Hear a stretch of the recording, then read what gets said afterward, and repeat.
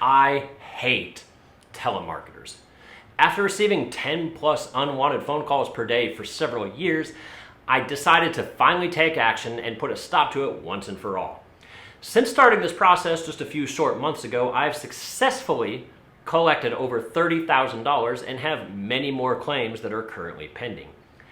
This is an example of a recent text message that I received, and I successfully sued this marketer in small claims court for $6,000. From start to finish, it took me a grand total of maybe an hour and a half worth of time, including trips to the courthouse. I didn't need a lawyer or any specialized skills. I only needed the information contained in this video to start going after these telemarketers, holding them accountable for their actions. And so that's what I'm going to be sharing with you here today. Now, this video is much longer than normal, but that's because we have a lot of important information to cover. So I'm going to try to limit the fluff. We'll be talking about the applicable laws that allow us to go after these telemarketers. We'll be discussing the demand letter. We'll talk about the small claims court process, the many important tips and tricks that I've learned along the way to ensure that you are not only successful in your endeavors, but that you get the most possible money that you are legally owed. So make sure you watch all the way to the end, because otherwise you could easily be missing out on several key ideas. So let's get started. Now, the applicable law that we'll be using is the TCPA, or the Telephone Consumer Protection Act, for those of you living in the United States. In Canada, the applicable law is CASL, the Canadian Anti-Spam Legislation, and Europe has the General Data Protection Legislation. In this video, we will be specifically talking about US laws, but if you're watching from a different country, many of the same general guidelines and principles still apply, meaning that this video will still likely be very useful to you. Now, the applicable law that we're going to be using is the TCPA, or the Telephone Consumer Protection Act. This is a law in the United States that was passed back in the early 1990s, and it was designed to help cut down on spam messages, telemarketers. Under the TCPA, all marketing, advertising, and sales calls, faxes, and text messages are subject to government regulation that prohibits, among other things, actions such as calling during certain hours of the day, calling using automated dialer systems known as robo-dialers. They cannot play pre-recorded messages, and requires marketers to maintain do not call lists. Violations of the TCPA result in damages of $500 per violation, and up to triple damages of $1,500 may be awarded by the courts if you can show the caller willfully ignored the law, which is honestly relatively easy to do, but more on that later. Now, some TCPA violations are relatively hard for the average person to prove. For example, it's pretty hard for me to prove that you called me using an auto dialer. After all, how do I know what specific method you used to dial my phone number? Some of that stuff is a lot easier to prove in big, huge class action lawsuits. We can, in some instances, show that you probably used an auto dialer, but generally speaking, we're going to be going after other items of the TCPA, such as pre-recorded messages or do not call violations, which are super easy to prove. So that's what we're primarily going to use when we're attacking these telemarketers. So the first step is to get added to the National Do Not Call List. In addition to the National Do Not Call List, 12 states have an additional Do Not Call List that is specific to that state. So if you happen to live in one of those states, go ahead and register with both the state and the federal Do Not Call lists, just to be on the safe side. But to register at a federal level, all you got to do is simply go to donotcall.gov and register your phone number. To do this, you will need to input some information such as your phone number and email address, and you will receive an email shortly after that registration, and inside that email is a link that you must click within 72 hours of registering your number on the website to finalize the process. If you ever need to verify in court that you are on the Do Not Call list, you can simply head back to the same website, donotcall.gov, and they will send you an email stating the date that your number was added to the registry. This is what the email will look like, and as you can see, I registered my number back in March of 2018. You can register either landlines or cell phones. The Do Not Call list is only for personal numbers, however, so business telephone numbers or business fax numbers cannot be registered. Once you've registered your number, wait 31 days for the next step. Once you've waited these 31 days to allow time for marketers to update their do not call lists, it's time to get busy going after telemarketers that are in violation of the TCPA. Now, it's important to realize that the do not call list prohibits telemarketers from contacting you in a general sense. It's a broad statement of don't contact me. However, if you give a specific exemption to a company and allow them to contact you, maybe by having an ongoing business relationship with that company, or maybe by reaching out to the company to see what products they offer, in those specific cases, that always trumps the general do not call list. So if you're a customer with a company, and then you later put your number on that do not call list, that company can still contact you until you specifically tell them to stop contacting you. You can do this by simply verbally telling them to stop contacting you the next time they happen to call you, and after that, they aren't able to call you again. In addition, there are some calls that are always exempt from these do not call laws, and these include things like political or charitable messages, debt collectors, surveys, or purely informational messages. So an example of a purely informational message might be something like a pharmacy calling to tell you that your prescription medications have been filled and are ready to be picked up. Or maybe a call from your school telling you that your kid's school will be closed tomorrow due to weather conditions, etc. But outside of these few exceptions, if they are making some sort of a business type call trying to sell you something, then this is a violation of the TCPA and they now owe you money. I highly suggest keeping some sort of a running log of who calls you with relevant information such as the company name, their phone number, the date and time of the call, etc. Just write down the important stuff. Now, personally, I record all of these phone calls, and this can be extremely useful for a variety of reasons. Just make sure that you are legally allowed to record these conversations, and I'm going to be touching more on the recording process later. But the reason you want to keep a running log of who is calling you is because you don't need to start immediately going after these companies and demanding money. My logic is that if they called you once, then it's very likely that they will call you again. And again and again and again and again. And each and every time they violate the TCPA, you can sue them for up to $1,500 in damages. So you can imagine how quickly these repeated phone calls can start adding up to obscene amounts of money. Once the amount of money that they owe me reaches about $10,000, that's when I personally proceed with legal action, because that's usually the limit that you can sue for in small claims court. Or if I haven't heard from a particular company in a while and don't think that they'll contact me again, then I will go ahead and proceed with actions.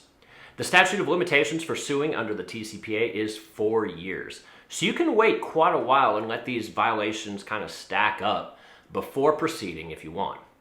Once you're eventually ready to actually pursue your claim, the first step is to send the company a demand letter. Basically, a demand letter is a notice stating that their company is in violation of the law and that you are demanding payment for such violations. And if they do not pay as requested, then you will proceed with legal actions in court. Many jurisdictions in the United States require that you try to settle disputes out of court before filing an official claim in small claims court. So these demand letters are crucial. If you live in an area that requires you to first try to settle out of state, then you will want to mail this demand letter along with all supporting documents to the company's address via certified mail. And keep this receipt as proof that you tried to settle out of court first. Certified mail usually costs me around $8 to send. Don't be cheap and try to send it via regular mail. Always, always, always send it certified mail. And I'll discuss on this just a little bit more in later topics. Now, the demand letter will contain information such as the date, time, and telephone number that you called for each instance. So if they called you 3 times, you would list the information for all 3 calls. You would also include in the demand letter the TCPA law that was violated by them calling you, the maximum amount of money that the law allows you to sue for based on their violations, as well as a settlement amount. The amount that you choose to settle for is up to you, but I usually aim for about half price. So if I'm legally able to sue them for $1,500, I would accept a settlement payment for $750. I tell them that if they send me this check for $750 within the next 10 days, that I will relinquish all claims to this matter. But if no such settlement is reached, that I will proceed with taking them to small claims court to collect the full amount of money owed to me under federal law. Also in the demand letter, I tell them to send me a copy of their company's internal do not call list policies. And lastly, you will obviously include your name and mailing address at the bottom of the demand letter so that they can mail you a check. Most companies will simply send you a check at this point because A, they know they messed up, and B, it's easier than going to court to try to fight it, especially when they know they will likely lose and owe twice as much money. When you get your check in the mail, it's time to go celebrate. You stuck it to the man and made him pay. The ironic thing is that even after collecting money from a company, that company will still likely keep calling you because their internal process for removing people from their databases just isn't efficient. So when they do keep calling you, you simply start the process all over and send them more demand letters. Many companies see these types of fees simply as the cost of doing business, so I don't even get mad when they keep calling me. I just keep gladly accepting check after check after check. Now, in addition to this demand letter, you're going to include a few other items inside the envelope you send to the company. So I always have the demand letter right on top, so it's the first thing that they see when they open the envelope. So they know that these documents inside are important and they're not spam crap just to throw away. It grabs their attention. Behind the demand letter, I include proof of them contacting me. If they called me, I print out my telephone inbound call list, or if they text me, I screenshot the text message and print that out. If you need your call history, you can sometimes go online and print it out from your cell phone carrier, or otherwise you can call your phone provider and they can provide you with your call list dating back many years into the past if necessary. It's important to note that if you're using a landline, even if you have caller ID and know it's junk, just be sure to answer it anyway, or else it likely won't register as an inbound call and won't show up on this printout that they provide you. So we've got this demand letter on top, proof that they contacted you after that. And the next page is that we're gonna input in there is if I've ever done business with that company in the past, maybe I bought something from them or whatever the case may be, I provide a copy of the FDIC manual dated March of 2016, and I'll have links down below, that contains the rules for existing business relationships, which is going to be on page 8-5.1. Essentially, if you have ever done business with a company, they can contact you for up to 18 months afterwards, or if you reach out to them and inquire about their services, they can contact you for up to 3 months afterwards. That is, of course, unless you specifically tell them to stop, in which case they must stop immediately. Providing this document is helpful so they don't get confused and be like, well, he was a customer of ours, so naturally we should be able to contact him. Well, yes, I was a customer with you 2 years ago, which is outside the 18-month window for the established business relationship. So by them still calling me 2 years later, that's a violation of the TCPA. Now, the next document in the packet is going to be a printed copy of the email from donotcall.gov that specifies the date that your number was added to the Do Not Call registry. After that, the next document is going to be an amplifier of sorts.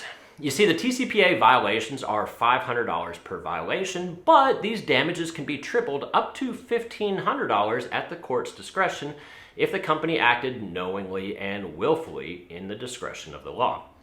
So I always want to try to include a document that shows that the company either did know about the TCPA law or reasonably well should have known about the law, so that I can show them that in court the damages will likely be tripled to $1,500 per violation. So referring back to a previous example of a text that I had received, this message was from a realtor. Now, I'm involved in real estate, and at one point I passed my realtor exam, so I know that all realtors are part of the National Association of Realtors. And they undergo extensive training on a wide variety of topics. So I printed out this memo from the Association of Realtors cautioning against TCPA violations.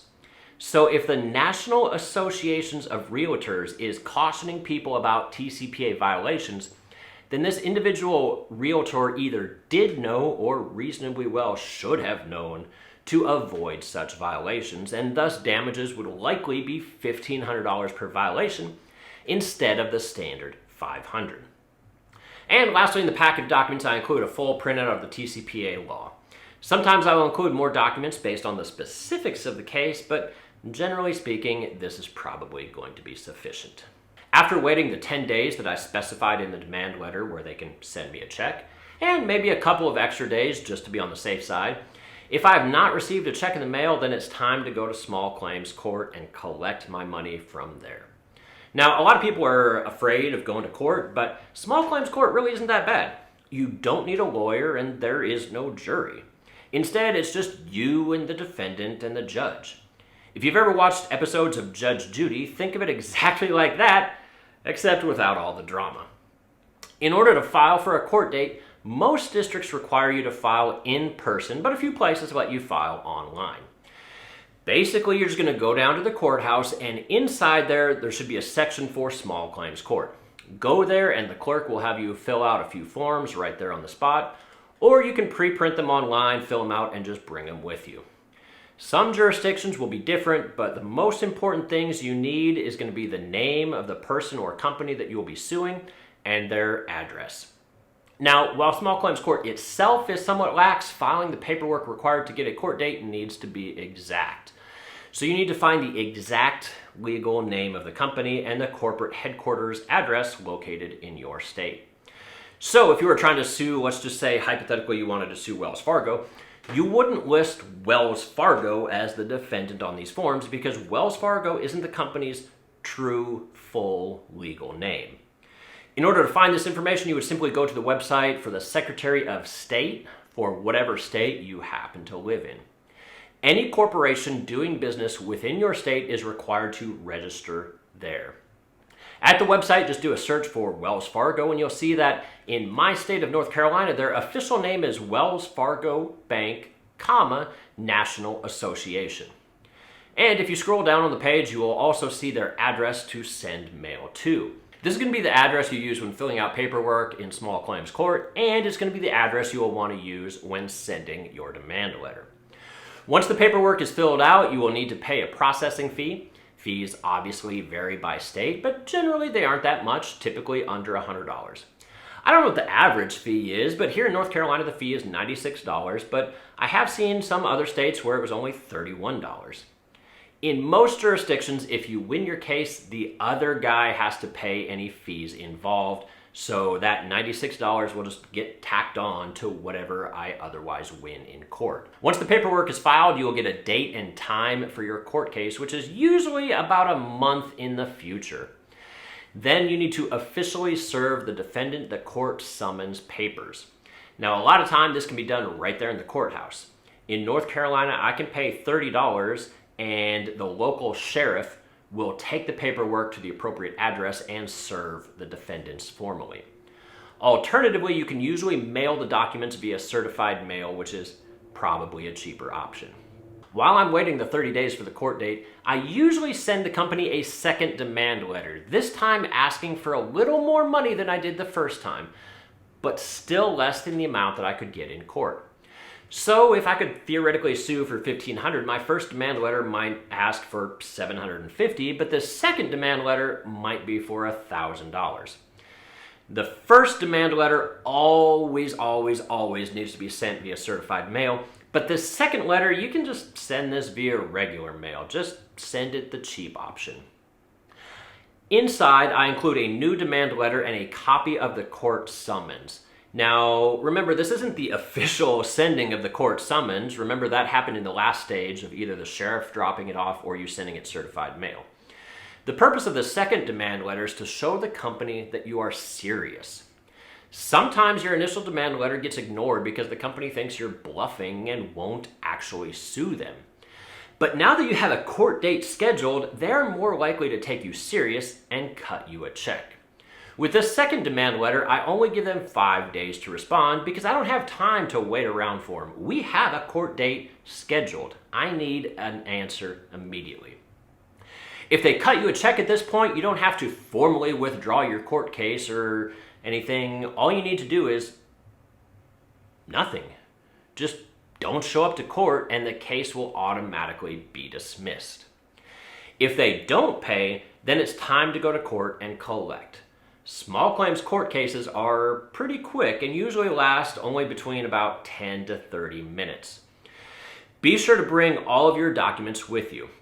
Things like a copy of everything you sent them in the demand letters, proof that you are on the do not call list, proof that they called you, proof that they should have known about the TCPA law. Bring a copy of the TCPA itself. Bring the receipts from when you mailed the certified demand letter if you didn't use a sheriff to serve the company the summons papers and instead sent it certified mail. Bring that receipt too. If you recorded your conversations, bring those too. Bottom line is bring everything you can possibly think of. It's better to have it and not need it than to need it and not have it.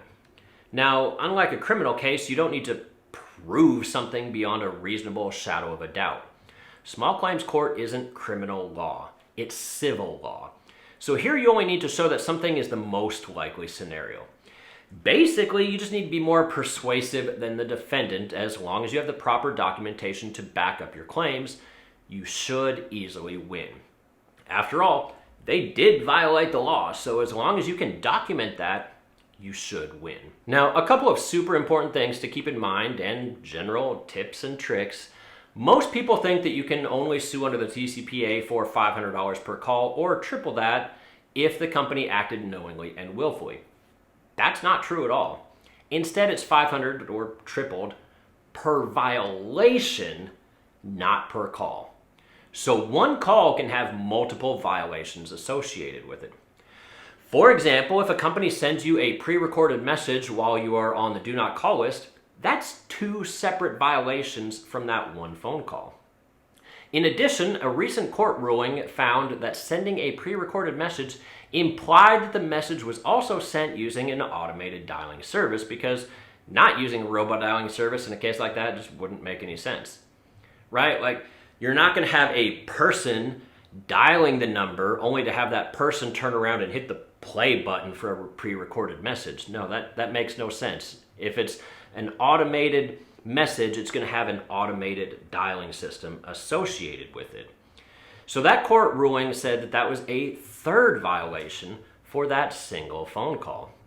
In addition, do you remember how I said to include in your original demand letter a statement asking them to send you a copy of their internal do not call list policy? The TCPA states that all companies engaged in telemarketing acts must maintain an internal do not call list and have written documentation dealing the maintenance of this list, and that this information should be available on demand. So if they don't respond back to your demand letter and provide this documentation about their internal do not call list, then that's yet another violation that you can sue them for. So let's go back to my original example of a text I'd received. I was successfully able to argue in court that this was 2 separate messages sent to a number on the do not call list. Now, you might initially say that that's kind of BS because really it's just one message that they sent and then the opt-out thing. But no, that's 2 distinct messages. Remember, guys, no means no and stop means stop. Stop does not mean send me one more message telling me that you're going to stop in the future. It simply means stop. In addition, I argued that the first message was sent using an auto dialer. Now, I had previously bought a house from this realtor like 8 years ago and hadn't heard anything from him since. Due to the extremely long time since I had any kind of contact with this company, my logic was that I was not being sent this message as a part of some sort of targeted advertising campaign where I individually was selected and targeted to receive this message. Instead, I argued that this message was blasted out using an auto dialer to every single person on their mailing list. The second message was not a violation of an auto dialer, however. You see, in order for it to be a violation of an auto dialer, the machine must be able to do a couple of things. It must store and dial numbers in either a sequential or random order. So for the first message, this was true because the machine stored and sent messages to everyone on a list. It just went down the list and sequentially sent out messages to each person on that list. But the second message wasn't sent either sequentially or randomly. The second message was targeted explicitly to me because I replied to their message telling them to stop. So even though it was sent automatically, because it wasn't sent in a sequential or random nature, it did not violate the auto dialer clause of the TCPA. So either way, that's 3 violations. 2 different text messages, 1 sent by an auto dialer. A 4th violation occurred when the company failed to provide me a copy of their internal do not call list documentation when I asked for it in the original demand letter. So even though they only ever intended on sending me 1 message, that message turned into a second message, and I was able to sue ultimately for 4 separate willful violations at $1,500 apiece. Now, an important to note on this is that judges aren't perfect. Judges don't know the ins and outs of every single law. So some judges, because they only have 10 to 30 minutes to decide on this, they'll try to make what seems logical in their heads. They'll try to make a decision based on that. So sometimes they try to interpret things based on the number of calls, not the number of violations. Especially in a case like this that involves multiple violations and the damages awarded start growing really big, really fast. So in order to combat this, I always print out and bring with me copies of several different court cases that show that damages are in fact based on violations, not the number of calls. Now, I'll have links to some of these cases down in the description area. All right, so how about recording telephone calls? Right off the bat, huge disclaimer, I'm not a lawyer, this is not legal advice, all that good standard disclosure stuff. Consult your own professionals before engaging in any questionable activity. With that said, recording a phone conversation can sometimes be tricky due to wiretapping laws. On a federal level, you can record a phone conversation so long as at least 1 person consents to the recording, which in this case would obviously be you doing the consenting. So in this case, you would be under no obligation whatsoever to tell the other person that you are recording them. But depending on where you live, some states require all people involved in the phone conversation to consent to being recorded. These are referred to as 2 consent states. Most states, roughly 35 or so, only require 1 person to consent, but a handful of states do require consent from all parties that are involved. A quick Google search for, is my state a 1-person consent state, will let you know the applicable laws for your area. In cases where you live in different states, where the 2 people live in different states, generally speaking, the courts have held that the laws of whatever state the recording device is located in, those are going to be the laws that you use. Now, that's obviously kind of makes sense because you oftentimes have no idea what state the other person is living in, which would mean that you would have no idea if you should be allowed to record them or not.